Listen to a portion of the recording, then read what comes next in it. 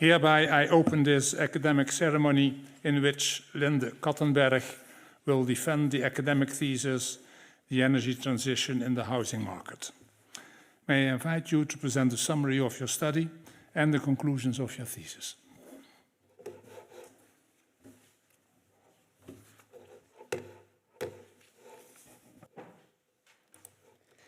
Dear Pro-Rector, dear members of the Defense Committee, dear family, friends and colleagues, I'm pleased to present to you an overview of my PhD dissertation, The Energy Transition in the Housing Market.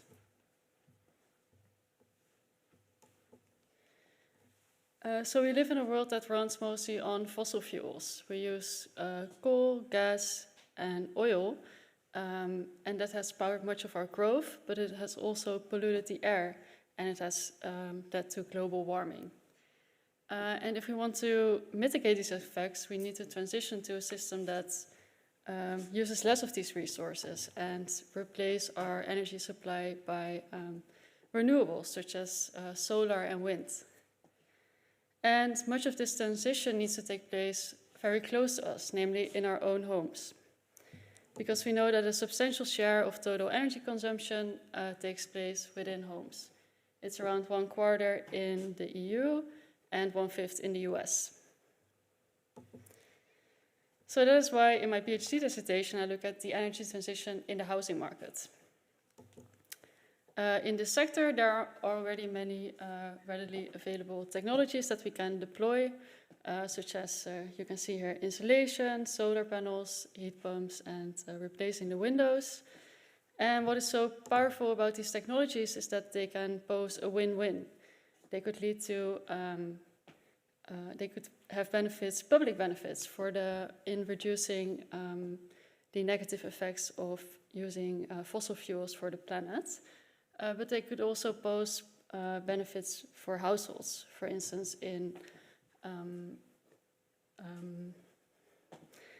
terms of a lower energy bill and also in terms of comfort. So we have these technologies, now we need households to deploy them. And if we want to think about that challenge, we can consider two households. They live in similar homes that are located next to each other. So you can think, for instance, about you versus your own neighbors.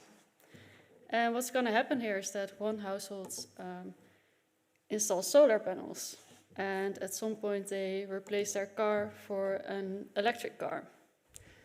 And the question here is, why does one household make these decisions while the other doesn't act? And this is what I consider in my PhD dissertation.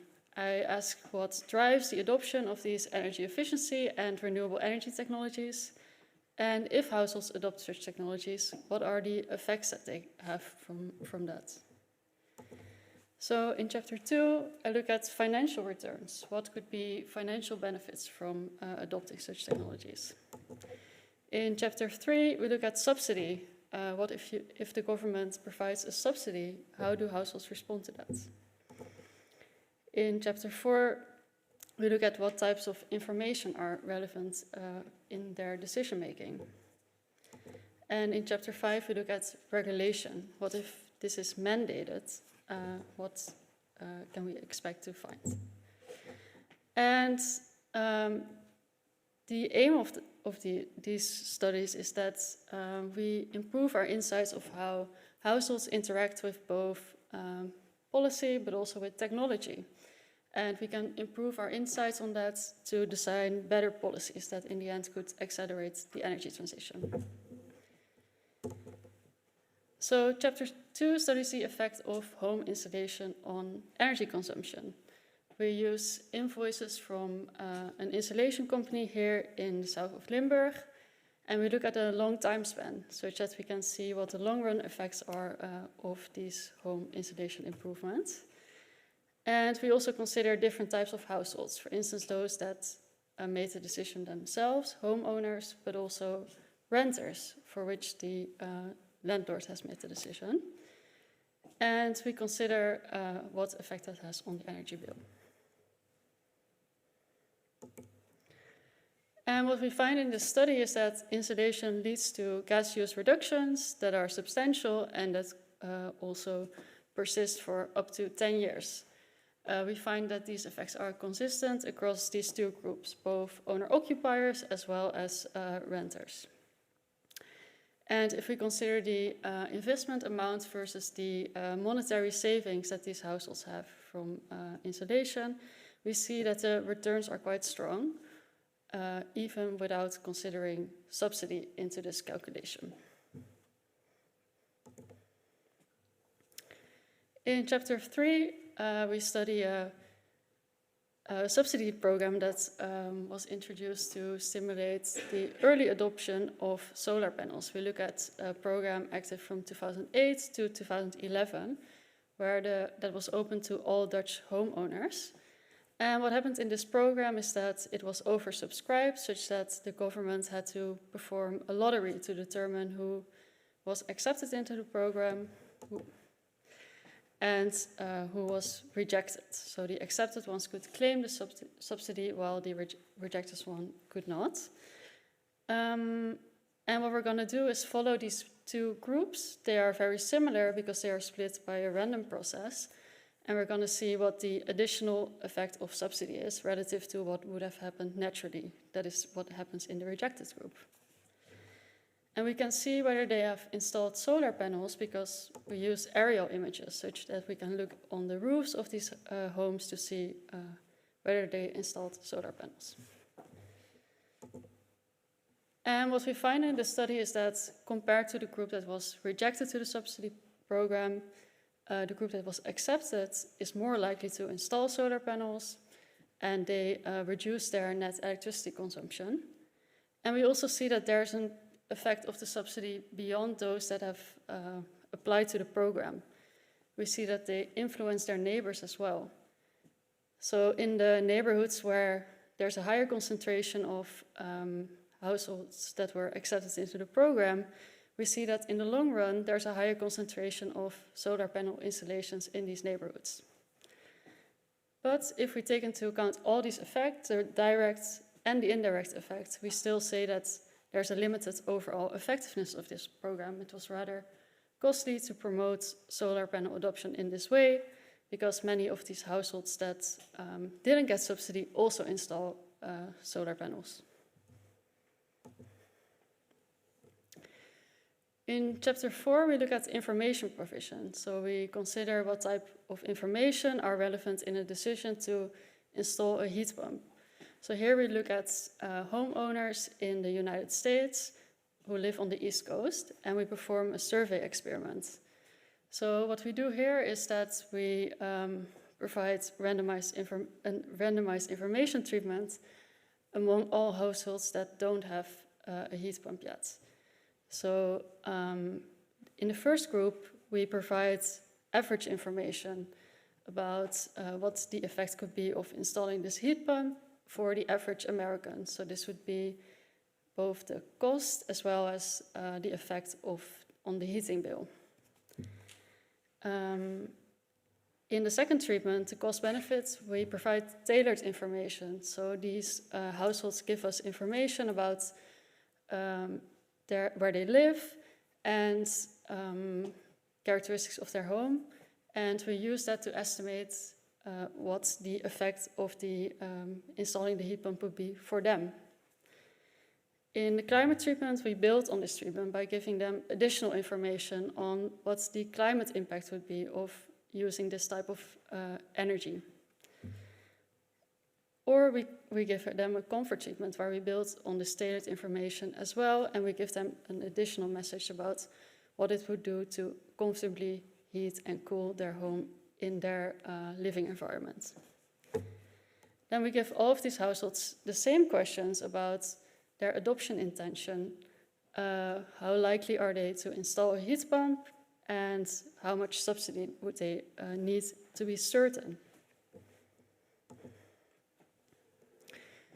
And what we find in the study is that compared to this average information, there's no effect of tailored information on the average, but we do find that it shifts who is more likely. So the ones that have a high expected return and get that information are more likely to install, and the opposite for the ones that have lower expected returns. We see that if we provide a climate message or a comfort message, that this increases the adoption intention for everyone. And if they get climate information, they demand less subsidy to install. And overall, we say that this highlights that there are broader benefits from installing these heat pumps, and that providing this information can make these incentive programs more effective, and that they could partially substitute for subsidy.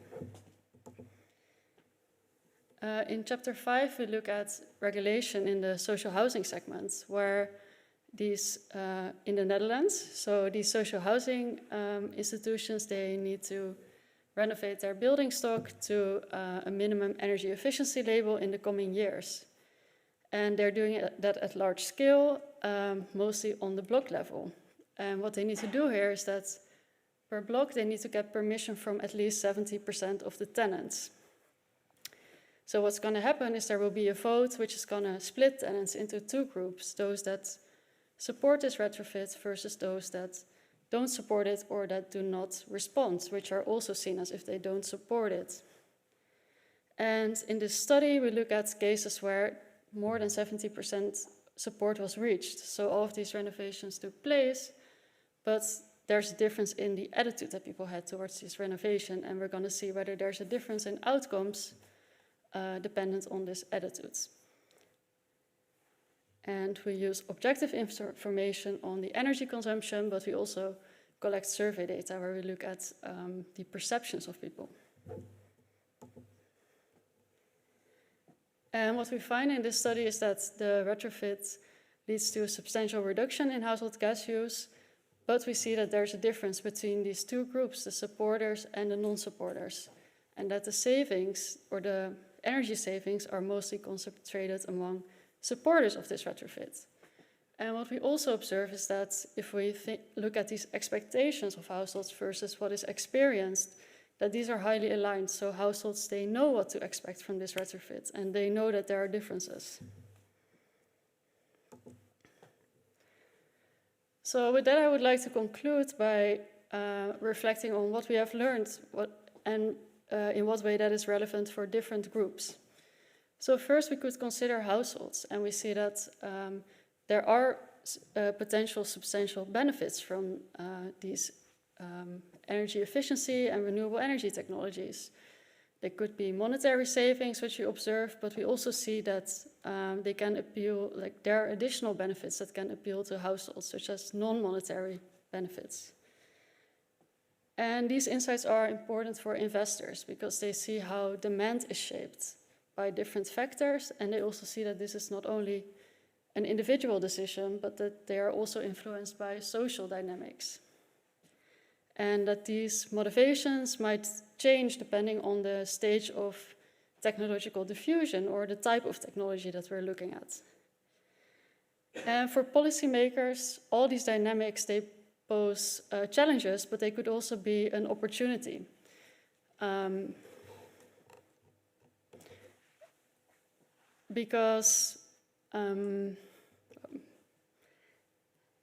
So they can appeal to different framings that are relevant, these non-financial and financial framings, and they can use this in persuasive communication. They could also use these social ties as a lever for policy by magnifying the impact of policies through these social networks. And lastly, what we observe is that there are differences in how these policies affect different individuals in terms of objective outcomes, but also in their perception or their subjective outcome. And one important avenue for policymakers could be to target those that are experiencing higher barriers or have lower expected returns. This could make public funds be spent more effectively, but it could also mean that costs and benefits are shared more broadly across society. And with that, I would like to thank you for your attention and give the word back to the prorector. Thank you very much. The opposition will be The opposition will be opened by Professor Dr. Peter Schotman, who was the chair of the assessment committee and who is a professor in empirical finance at this university. The floor goes to Professor Schotman. Thank you, Mr. Prorector. Dear candidates, dear Linde, it's my privilege to be the first one to ask a question. But before I'll ask my question, let me first congratulate you on a very interesting thesis with lots of careful empirical work and also, of course, lots of things that offer food for thought. Well, let's start on that part. Well, let's start at the very beginning, and I think it's a good tradition here that if you ask something about a proposition, one of the paronyms will read that proposition, and it will be proposition 1. Improving home energy efficiency can substantially reduce energy bills. Yes, that's exactly your main conclusion in your chapter 2 that you here summarize in one line. Of course, in the chapter, you do it a bit more careful than this one-liner. But still, so it suggests that people can make lots of savings by doing this, and also that it's like in financial terms, like a great thing to do. That, what is it? You write something that the returns on it are like 20% return, and you earn it back in less than 5 years. So it just looks very, very great. And then somewhere in your chapter, you also try, maybe I'm even underestimating it, so it looks even better. But I somehow doubt that. And let me say one of my doubts. So what you do in your analysis is you compare the energy before and after they do the installation, and you also compare that to what's happening for an average Limburg household. But it's exactly this control sample which I think I have some questions about it, because you do control for some of the income or some of the household composition, but there's nothing that you control for the quality of their houses and whether they already have insulation or not. So aren't you missing a very important part of controls that you should have used? And so it may be true that for all kind of other households, you say there's a great return, but maybe all the other households in your control sample already have insulated their house, or there are no gains for these others. So maybe all the ones that are in your sample that did it are actually the only ones that had these great returns, and nobody else can do it. So as a kind of policy advice for the future, there isn't that much to be gained. Do you agree on that, or? Yeah, let me first, highly esteemed opponent. Thank you for your words and your question. I think there are kind of 2 questions in your question, so I'll try to answer them one by one. I think the first one is related to the generalizability of the findings. And I completely agree with that the fact that we see high returns in this sample is not necessarily going to generalize to another context. Mostly because they select into these treatments, and they're probably, this is what we would say the low-hanging fruit. So maybe there are higher returns here than what we could expect somewhere else. I think the conclusion, or how we reflect on that in the conclusion, is also that the policy implication is that many of these households have received generous subsidies, or that is what we expect, and that this should actually be targeted to those that would have lower returns from that, or for which it would be more complicated to make such insulation improvements. And the second part was related to the control group. So indeed, the control group is a sample of households in Limburg, and we don't necessarily know whether there are any improvements made in these households during that time period. I think the most prominent concern would be that there are insulation improvements happening during that time period, right? That would affect the estimation. And related to that, there are multiple robustness checks that we do where we try to control for that. So we take out households where we have some indication that something would have happened. For instance, if we see large jumps in energy consumption, and there we see larger effects. So it could be that there's some underestimation in our effect, because there's also treatment in the control group. But that would only make the financial case stronger for those households that we observe, but I'm not saying that this could be generalized to all settings. We would need, But don't you know anything about how many houses have been insulated in Limburg? So anything more about your control groups by just saying we don't observe? Is that really true that you can't know anything about these other houses? Yeah, so I think the fact that we use a sample from one company, which seems to be quite limited, and there's also clear limitations to that, right? Because we know that one company doesn't cover the whole market, but it is a substantial improvement from what is known in the literature, because actually there are not many ways in which we have data on when what happened. So actually we don't know. We can only have proxies, for instance, related to the these gas consumption jumps that we observe in the control group.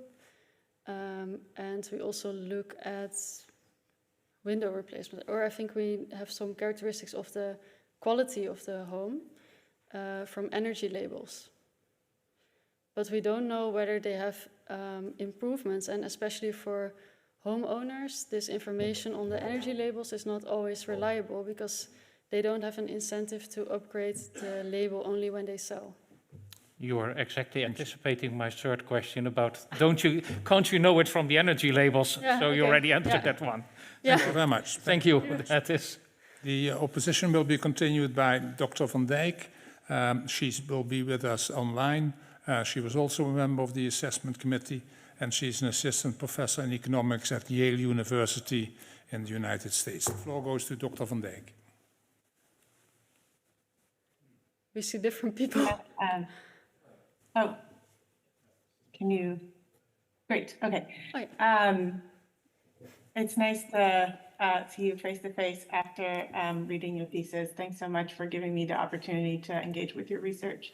I likewise just want to say congratulations on a very rich piece of research that draws on many different types of methods. I thought it was really impressive how you sort of employed different kinds of methods, different kinds of data sources, and then were able to synthesize across the different chapters a lot of interesting policy insights. So I wanted to ask a question about chapter 3 that is a little bit related to the question that was just discussed. So in chapter 3, you find a very high abatement cost, but you also note that this is driven to some degree by the inframarginal adopters. So for example, in the rejected applicant groups, there's about a third of that group ends up installing the solar technology anyway. And so for that portion of the sample, or of the population that's being studied here, which consists of applicants for these subsidies, the subsidy itself didn't have what sometimes is called additionality value. So my question is, do you think that the study is, in estimating these very high abatement costs in this chapter, we might be overestimating that by using a sample of early adopters? And this is actually sort of a worst case scenario for the subsidy efficiency. And if we went and applied this kind of subsidy in the broader population where the organic demand tends to be lower, would we see fewer inframarginal households and therefore higher additionality? And so essentially, maybe as part of your answer, could you reflect a little bit on the challenges in doing these kinds of studies, in running these kinds of experiments, as it relates to having the right type of sample for to measure the policy effects that you're interested in.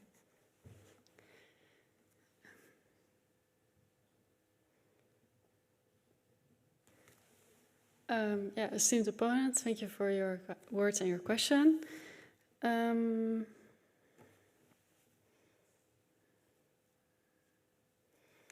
Yeah, so firstly related to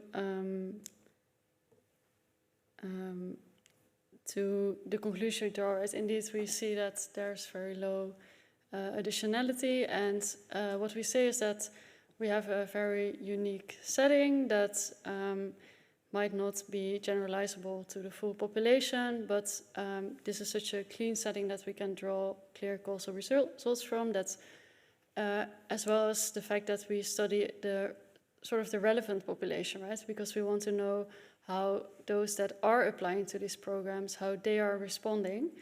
And there we see that, okay, actually many of them would not need it and would have also acted in a natural setting.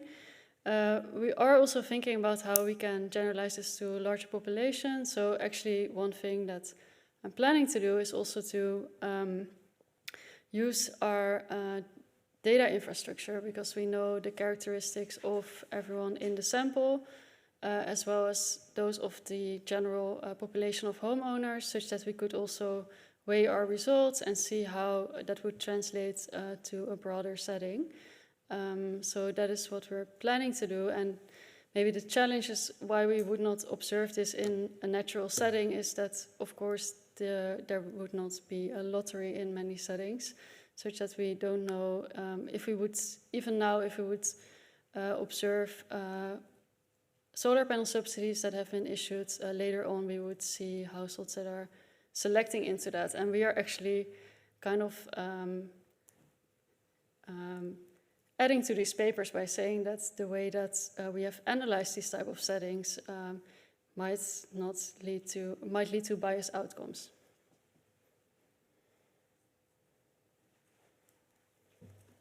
Oh, sorry, I muted myself. If you were to design, if you were able to design any experiment, what would your ideal follow-up experiment be?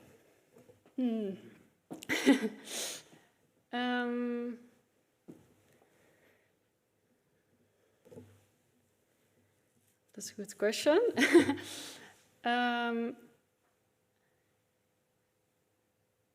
Yeah, I think what is hard to know from this setting is whether the fact that households are applying is also a sort of treatment. I think that's something that I've been thinking about a lot, because one thing that we're also observing in the literature is that there are also substantial costs, which we call the non-monetary costs, that come from these application processes. So I think that is also one future question that comes from this study is whether we can learn more from that. So that's also actually something we're also planning to do, is how maybe one application would affect your future applications, whether crossing that barrier has an effect on your future behavior. Thank you. The opposition will be continued by Dr. Korova, who was the third member of the assessment committee and who is an associate professor in finance at Erasmus University, Rotterdam. The floor goes to Dr. Korova. Yeah, dear candidate, dear Linde, thanks for a beautiful thesis. I think you've really done a lot of different styles of work. I think also in economics you use sort of tools that many financial economists do not dare to use, and I highly applaud that you have tried doing that, like running surveys and these kind of experiments, and I think that's what needed sort of to push the field forward. My question starts from chapter 2, but I think it relates to many of the other chapters. Okay. And I think, as sort of Professor Schotman already indicated, right, the returns in study 2 look great, right? And if you're a financial economist, you think, well, if returns look great, why are they not sort of arbitraged away? So one view that you could take is, and that's what I would like to hear from you, Do you think that these are real returns and that there is sort of real money left on the table and people are not taking it up? And then my question is, if you think that is true, what are sort of the limits to arbitrage? What are the frictions that lead people not to do this away?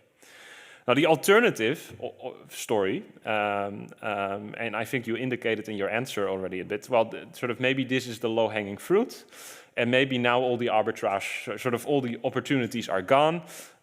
In study 5, you find some people that are not approving of renovations, and actually it turns out that that's not a very bad thing to do, which is a much later study. So I would like from you to know sort of where are we now? Are we still in this world where there is real money left on the table, or are most opportunities gone? Esteemed opponent, thank you for your words and your question.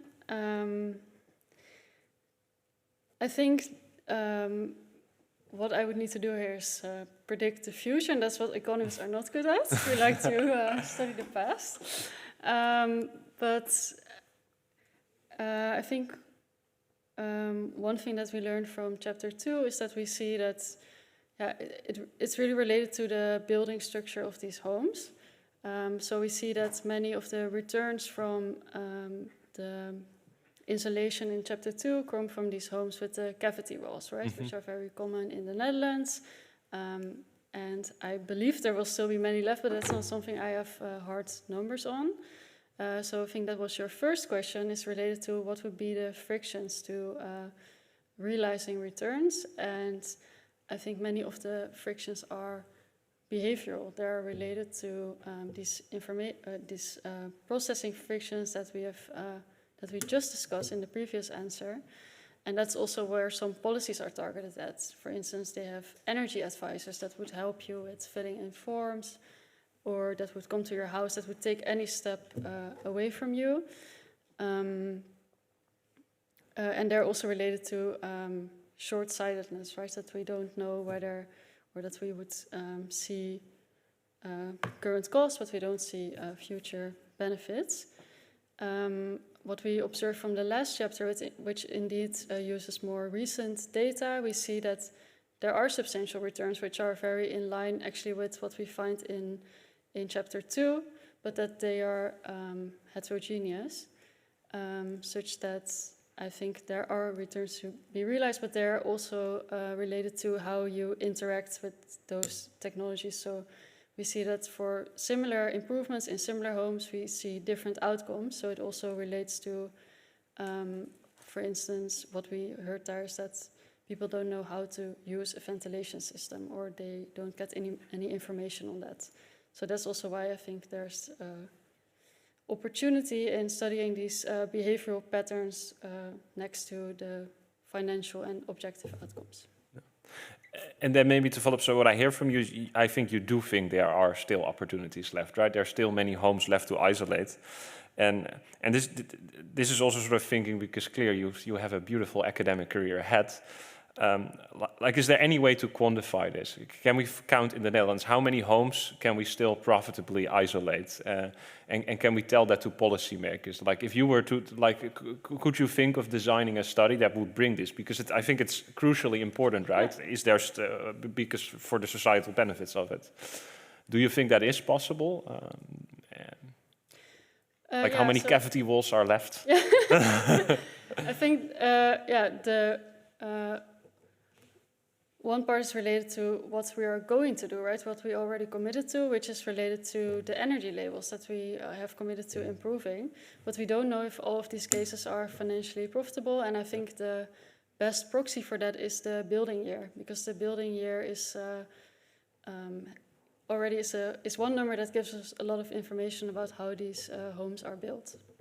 And in the sense that older building years, it's more difficult to just isolate well and it becomes very costly, or? I think there are certain waves that have homes that are easier to insulate than others. Yeah. Thank you. Thank you.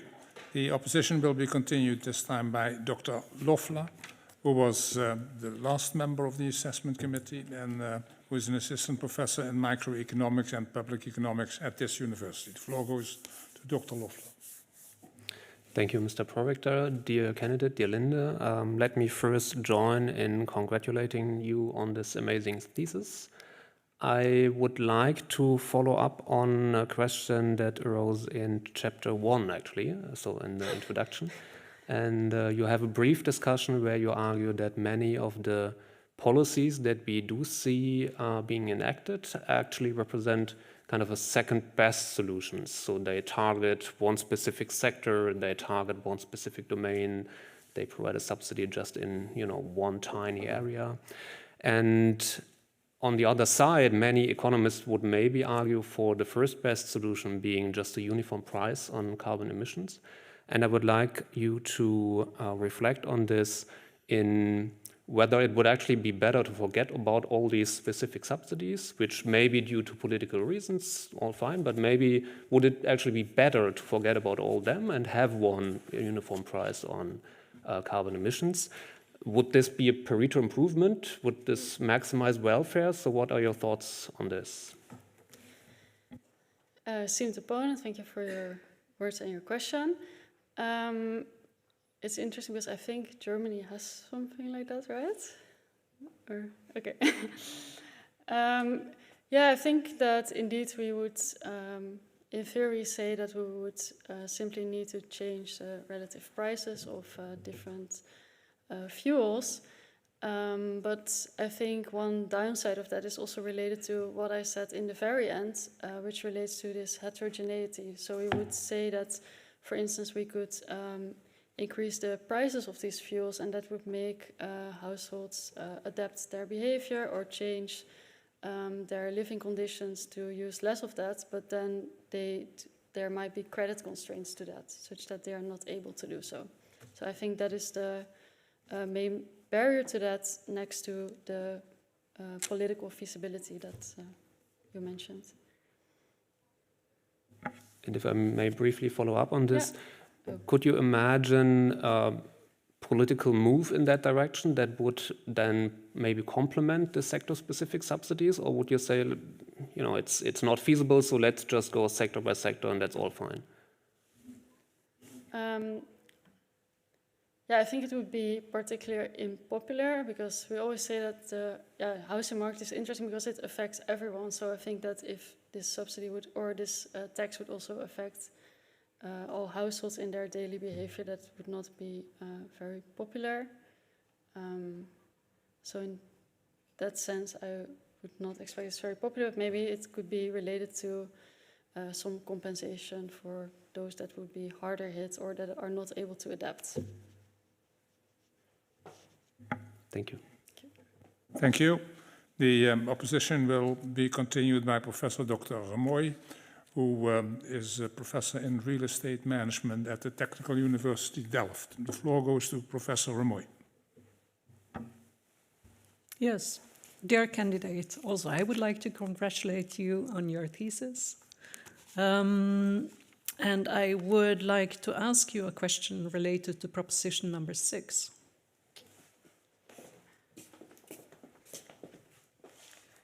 The appropriate policy intervention in promoting a clean energy technology depends on the maturity of the technology.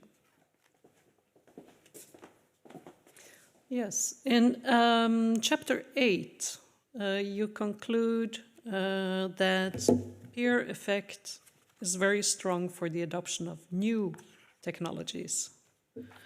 Based on that, and what you write in your proposition, what intervention would you advise for introducing new technologies? Would they be related to subsidies, information, regulation, something else? Highly esteemed opponent, thank you for your words and your question. Yes, exactly. So in the conclusion, I argue that these technologies, the new technologies, that they have a large uncertainty, and that these peer effects could mitigate that uncertainty through providing information and also showcasing that these technologies work and how they work. And I think the literature also mentions multiple cases of sort of advocates. So I think that would be one way in which this would work, is that some early adopters could be motivated to be seen as a showcase for others. So we do that, for instance, or we see that in the solar study, that these early adopters many of them would also adopt without getting the subsidy, but there would be some effect on other people, and that it would be costly, but it's hard to quantify the effect that it has on overall technological diffusion, which, for instance, we don't take into account into that conclusion. So it could be that actually moving adoption forward could make this technology more like advance faster. Mm-hmm. And who are these early adopters? Who are the peers, and how would you act towards them? That's a good question. So the question is whether you should, how you could. So what we see in that study, for instance, is that early adopters are higher income, they're higher educated, they might be more environmentally motivated. What we see in other studies, for instance. And of course, the most effective way is that you could directly target them. But what we see in this program, for instance, that if you don't target, you make it open to everyone, then maybe the most motivated apply. Question is whether that is cost effective, but that really depends on how they affect others. Yeah. Okay, thank you. Thank you. The opposition will be continued by Dr. Langen, who is the senior economist housing market at ABN AMRO Bank. The floor goes to Dr. Langen. Yeah, thank you, Mr. Prorector, dear candidate, dear Linde. Congratulations on the nice thesis. It was really a pleasure to read it. I have a question. When I was done reading it, I was a bit confused because in chapter 2, you say that you mention explicitly social housing renovations because they are exogenous in the way that tenants have no rights to say anything. But at the end, in the last chapter, you explicitly show that tenants have a right to say something. So I wonder if I now compare these two chapters, is this contradicting, or is it like, what are the implications maybe of one or the other chapter? If you could maybe say something about this. Esteemed opponent, thank you for your question and your words. I haven't thought about this before. So, for instance, in the last chapter, we do say that they have limited bargaining power, such that they cannot escape this situation. They cannot easily move out, and in all these cases, they do get renovation, which even if they didn't want it, they will still have it. And actually, we see in practice that this will always happen eventually, even if they don't reach this 70% at first. The housing association will need to convince the majority to vote to support it in the end, because they are mandated through regulation to upgrade these buildings. So I think in that sense it's not contradicting. Okay, thank you.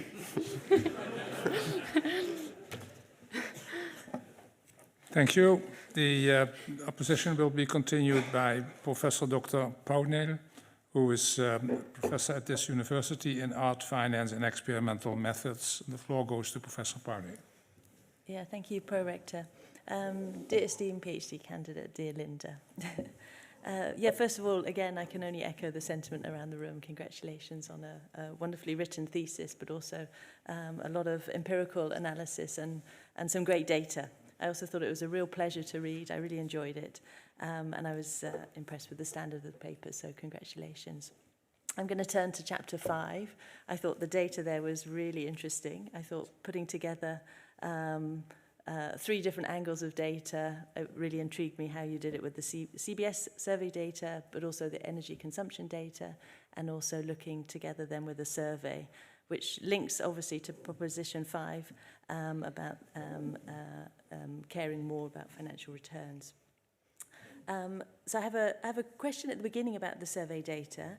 You do you take your sample data, matching the data, and then you compare those descriptive statistics with the responses, and you pull out some other data from CBS, if I understand correctly, in table 5.1.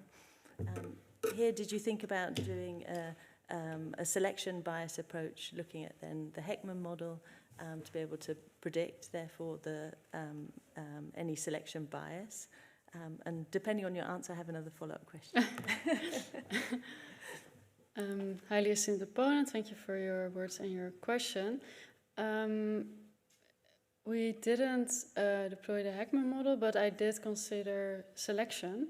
So what we do in this study is that we look at the descriptives from our sample respondents, but we know two other groups. So we know who received the survey, we know all the addresses of those households, such as we can also see their observable characteristics.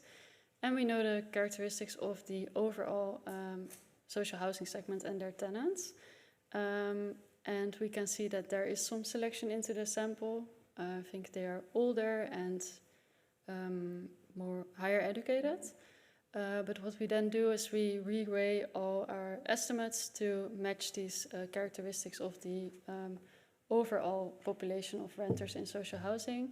And we see that that is not changing our results. So you don't see any bias? Yeah. So because there's no bias, then if we take the policy implications, correct?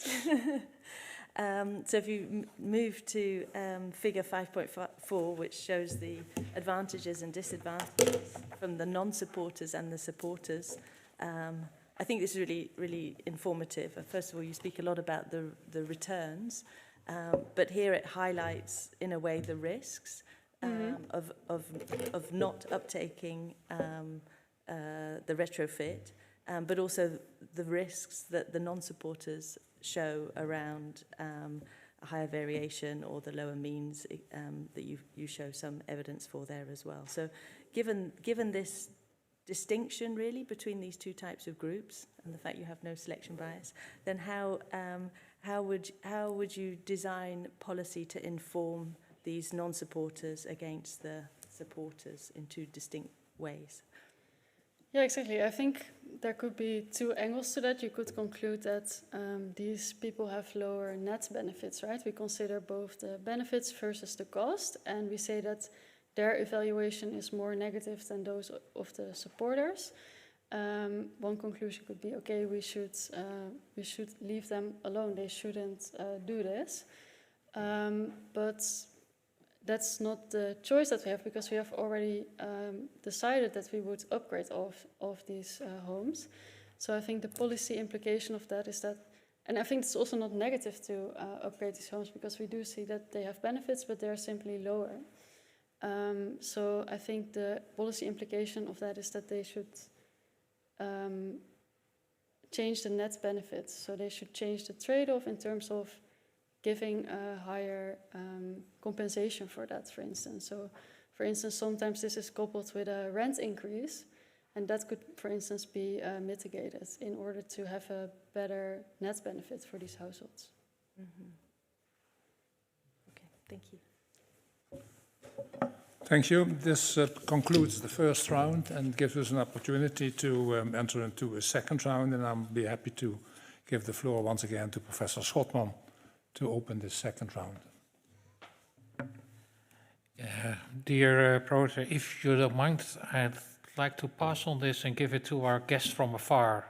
If you insist, I can ask a question. But No. That's, I think that is very cautious, and it is in line with what we mostly do, that someone from far away, but then it's always difficult to decide whether someone online is further away than someone who is actually present.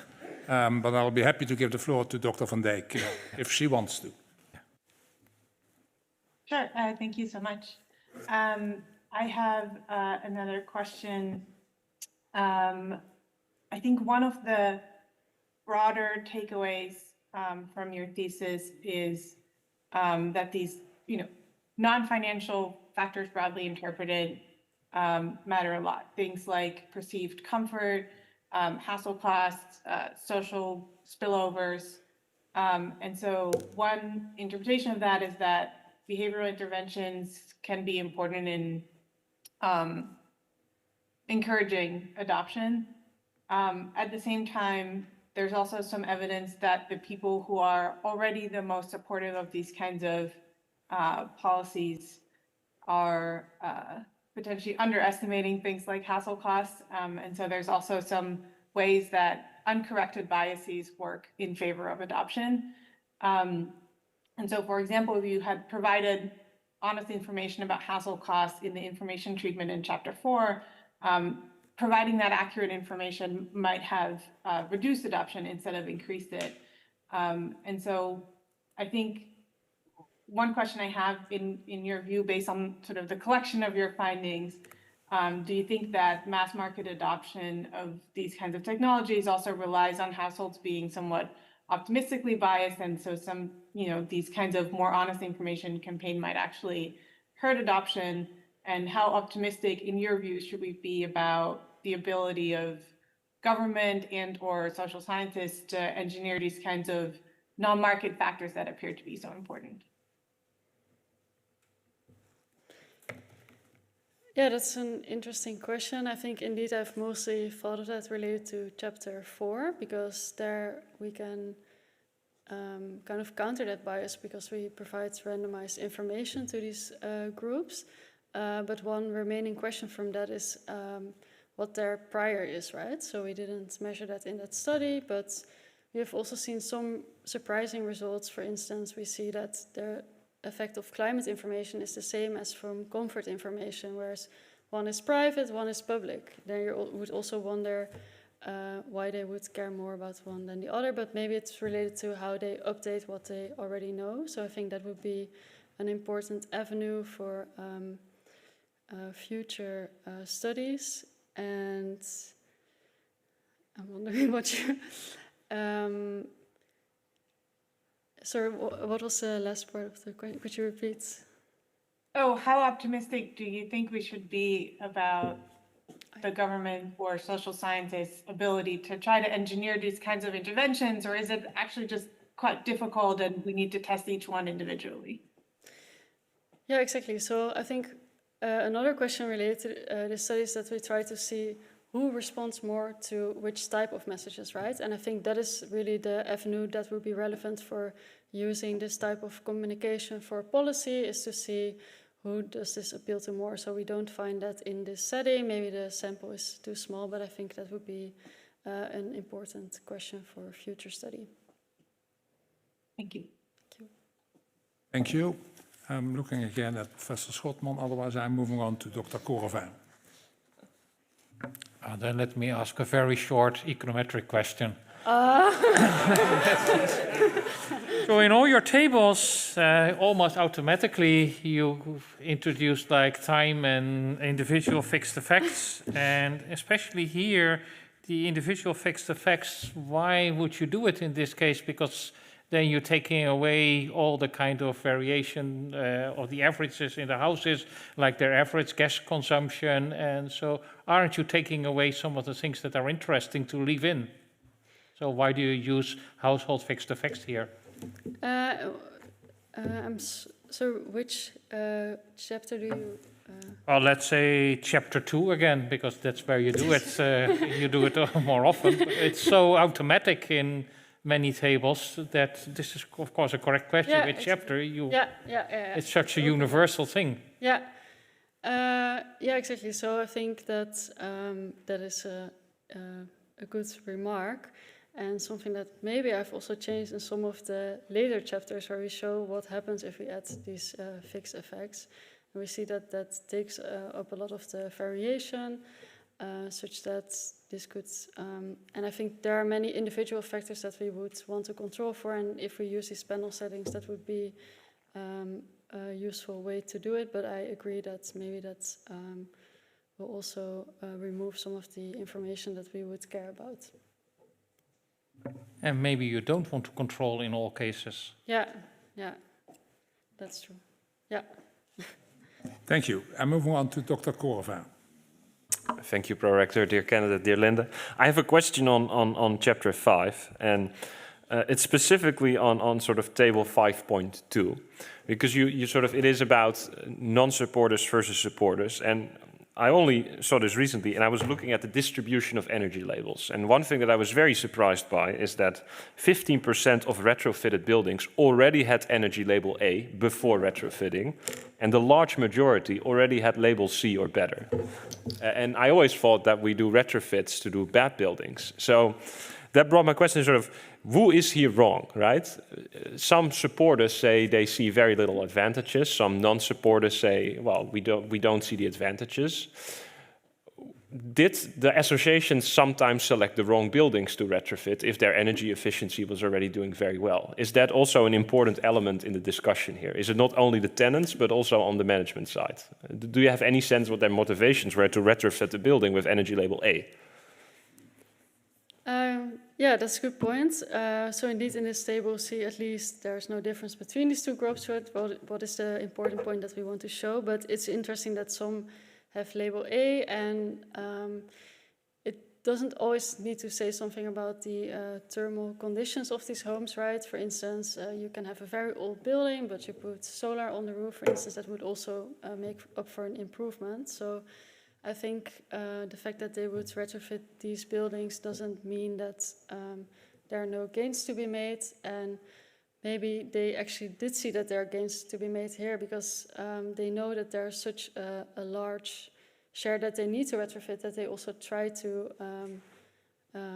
make strategic decisions in what to do. So my intuition is that if like they have any concerns in the financial outcomes, that they would see anything to gain there. And that's also what we observe, but it would be interesting to split this up, for instance, by baseline labels, right? But the sample is too small to do that. Would have been my follow-up question, but you already answered it, so let's go on. Thank you, excellent. Continue. Thank you once again. Moving on to, let me see, Dr. Loeffler. Thank you, Mr. Prorector. Dear Linde, I would have a follow-up question on the first question that Vinny posed in the beginning, namely regarding the abatement cost in Chapter 3. I wonder if now, let's say, Rob Jette would knock on the door and the people in The Hague wonder, well, should we now introduce this subsidy again, or should we rather use the money that we would otherwise spend for the subsidy and buy, emission permits at the ETS system and just cancel those emissions? Wouldn't that be way more efficient in terms of saving the climate? So what are your thoughts on this? Yeah, so indeed the conclusion from this chapter is that this was not a cost-effective way to do that. And long before Rob Jette, they realized that that was the case, because actually this program was discontinued in 2011, and that's also the last national solar subsidy that has been in place. And we actually have a very high concentration of solar adopters in the country now. I think the conclusion is not that there should be no subsidies in place, but that the conclusion that we draw here is that there should not be any blanket subsidies that are open to everyone, because we see that they are selecting into getting the subsidy. And I think one conclusion that we also draw here is that, okay, of course, I can come back to saying that we should target them, which is not always very practically it's hard to give a sort of practical recommendation of how that would work. But one thing that we could also do is make this broader available. So if we say it's easy, it is open to everyone, then we should also make this more clear to everyone. Then you will already see that there's a broader population applying to it, or should make it easier to apply instead of... I think one aspect is that there are barriers here. One other point from this subsidy is also that we see selection of high-income households, because the subsidy is on generation. So once you have installed, you're compensated on the electricity that you generate, but it doesn't do anything to the fixed cost. So I think that's also one implication of this study, is that this doesn't relieve the credit constraint, and that if we could do that, that could also attract a broader audience. Perfect.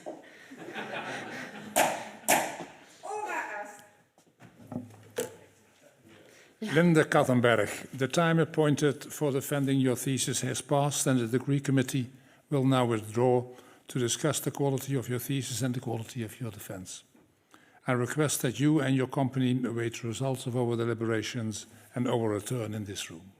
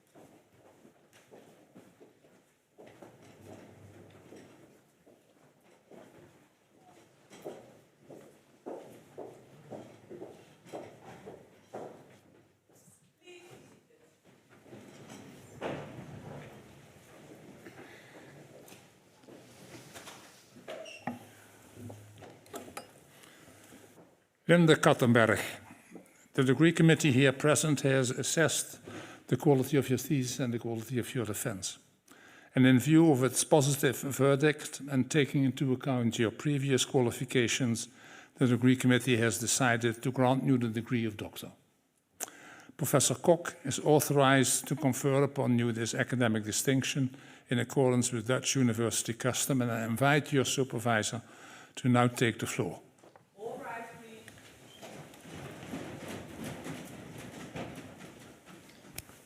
Belooft u dat u altijd volgens de beginselen van wetenschappelijke integriteit te werk zult gaan?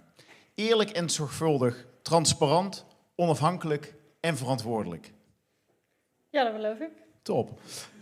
Krachtens de bevoegdheid ons door de wet toegekend, volgens het besluit van de commissie hier tegenwoordig, verklaar ik hierbij u, Linde Daphne Kattenberg, tot dokter te bevorderen en u alle rechten te verlenen die daaraan volgens wet en gewoonte zijn verbonden.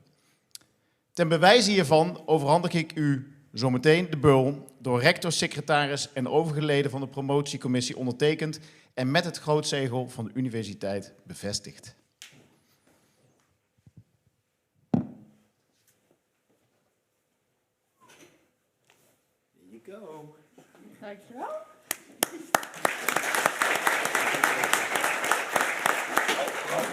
Oh ja. Wordt geregeld, wordt geregeld. Komt een nieuw grootzegel, geen probleem.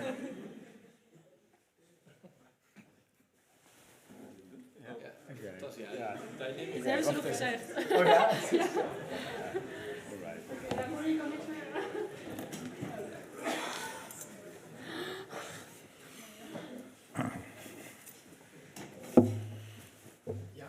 Yeah.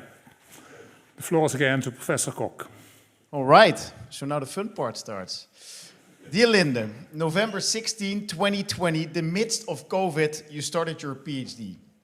Babies born during that period, or about 9 months after, are often referred to as COVID babies. But I won't call you that here in public. But you are part of the SBE COVID cohort, with infamous names, and I see some of them here, like Stefan and Martijn, Hugo, Teresa, Xudong, I see Colin even, you're also a COVID baby. But COVID didn't hold you back. If anything, after the initial somewhat depressing period of isolation, where you felt a little lost coming to Maastricht, you really used the quiet time well to follow courses and develop a research agenda. Well, that research agenda was initially defined by Piet, Dirk, and myself. And in the spirit of Christmas, let's refer to them, seated over here, as the three wise men, searching for their PhD star and PhD baby. I'm sure you often had to laugh about our meetings. Even though Dirk tried to provide structure, Piet always disrupted that. I got a great idea! And, well, Dirk's agenda, which was carefully structured for the 30 minutes we had, would kind of go sidewards. And I probably sided with Piet, and we always had a great time and ultimately good ideas. I think we also had cool ideas, and our first cool idea, I think we both remember it vividly, was a field experiment to incentivize home renovations with the province of Limburg. But that sadly got stuck into the bureaucracy of Limburg and the bureaucrats there. But as Henry Ford and many others have said, failure is simply the opportunity to begin again, this time more intelligently. Hey, Linde. So anew you started, this time with understanding the effects of home insulation using data from Bameco, a local company that had insulated my home, and I had challenged Maurice from Bameco on his claim that I would earn this back in a couple of years. So we did data collection by hand, you did data collection by hand with a student assistant, merged with data from your now best friends at the CBS. And we really, I think, did a great paper, but the first paper of a dissertation is always a bit of an academic problem child, and the endogeneity police kept us on stopping in the publication process. But we'll get it somewhere at some point. It's been, I think, a really cool, a really fun project with real-life implications, right? And the best-cited ESB article in 2022, Martijn is still a little jealous, and lots of press as a result. And this was also the start of a long series of opinion pieces, radio and TV appearances, including a joint campaign with Piet on stimulating people to live together, home sharing, to solve at least part of the housing crisis. And I list here, it's pretty impressive, NRC, FD, Trouw, Volkskrant, BNR, Het Parool, AD, and then the absolute highlight, Linde on Nieuwsuur. Woo! Our own Linde, van schuchter naar stoer. But Linde, I don't think you were ever shy. You're just characterized by stille wateren, diepe gronden. And over the past 5 years, you explored those diepe gronden, those deep seas, and showed us what you had in store. I promise, it's just going to be 2 pages. Don't worry about it. Because your personal growth hasn't been just confined to becoming a media darling, a media personality. Academically, your second paper allowed you to find the holy grail, causality. A project started in 2016 by Dirk, Erdal, and me, but taken to higher and soon the highest level with management science by you. Papers 3 and 4, you didn't even need your 3 wise men anymore. What is this? Your stay at MIT resulted in a paper with Juan, CG, and MIT superstar Chris Nettle. That paper taught you a lot about persistence and politics. Your strength in all of this, being open to coaching, always asking for advice, a quick knock on the door, a quick chat, and off you went. Paper 4 with Juan, with Eris Ueli, another MIT star, and many other projects in the work. Now, people here, especially your friends, may think that the PhD was just about work, work, work, with the 3 wise men breathing in your neck. But you definitely took our advice to enjoy PhD life to heart. But I actually don't think you needed our advice on that. Great trips around conferences, I think with Hugo and Phil after the ASSA meetings in San Antonio, a trip to Colombia, a preceding Curacao, you see the academic life is real hard, and Barcelona with Deng Xiaominji, the ARIS conference in Milan, St. Gallen in Cambridge, by train, as Linde insisted, and many other places. Ladies and gentlemen, you may want to reconsider, for those of you in the front row, the PhD life. It isn't as hard as you think. In a somewhat hectic last year of your PhD, with papers to finish, a job to find, your dad sadly became ill. And I'm really impressed how you kept the focus and kept on going while spending enough time at home with your parents. Finishing your dissertation in time, still able to leave for Japan for 3 weeks of holiday, and landing a great job at Aarhus in the meantime. So over the past months, seeing you on Zoom and Teams, I see somebody who's no longer a PhD student, but I see a grown-up academic, and it really makes us proud. It makes me proud, makes the 3 wise men proud. But there's one thing that makes me a little sad. When I have these calls with you, I see empty bookshelves. So I need Jonas over here, because your task as a pioneer doesn't end, to lift up this box. I think what you really need in your office is a set of books. So coincidentally, I was forced to do some cleanup at home. And together with Piet and Dirk, yeah, you can put it down, that's great. It's a little heavy, yeah? That's fine. Okay. So together with Piet and Dirk, we have a box full of great work. Now there's the economics of housing, there's Ray Dalio, there's all sorts of stuff. It's pretty good on average. And I have agreed with, there's always heterogeneity, right? But on average, it's pretty good. And I've agreed with our great team of secretaries that this will be sent to you by FedEx or UPS, such that you don't have to carry this back with you on the train or maybe plane to Aarhus. So Linde, I think the 3 wise men have found their star in our COVID baby. I'll say it once then. And I won't ever repeat it again. We're super proud, and we're convinced that your star will shine ever brightly. So congratulations.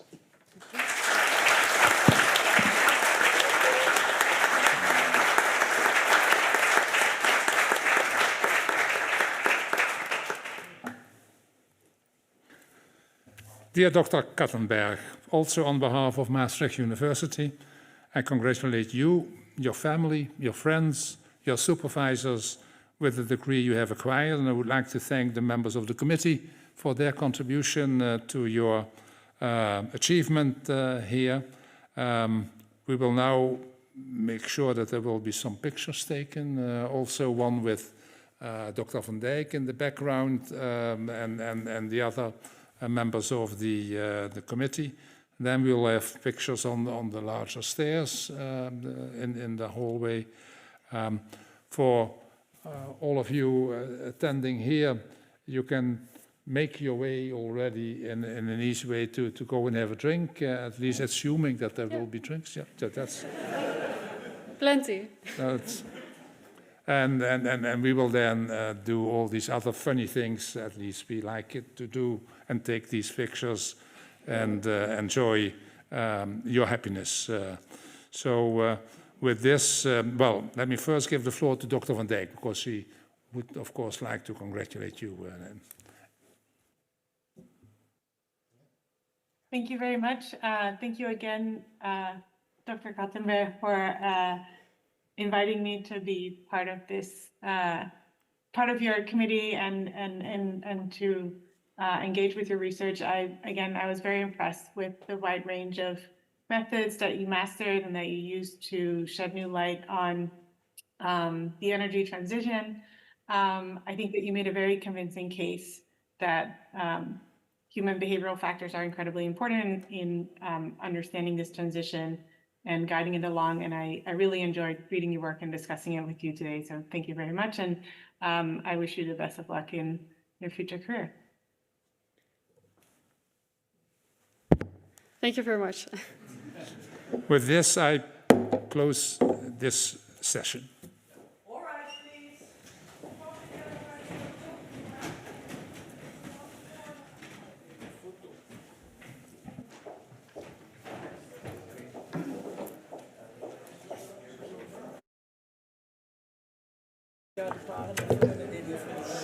Oh ja. Ja, niet op de Oh, volgende. en de... Ja, ik heb hem al laten vallen. Ja, dat is wel Echt stom.